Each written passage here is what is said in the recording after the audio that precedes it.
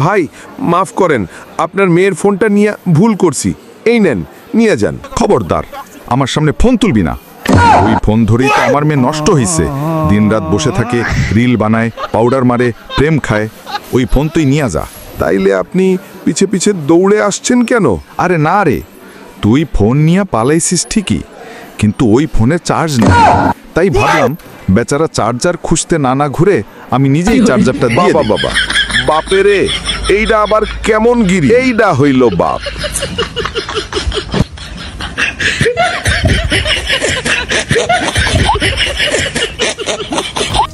Daiguli Animation the World.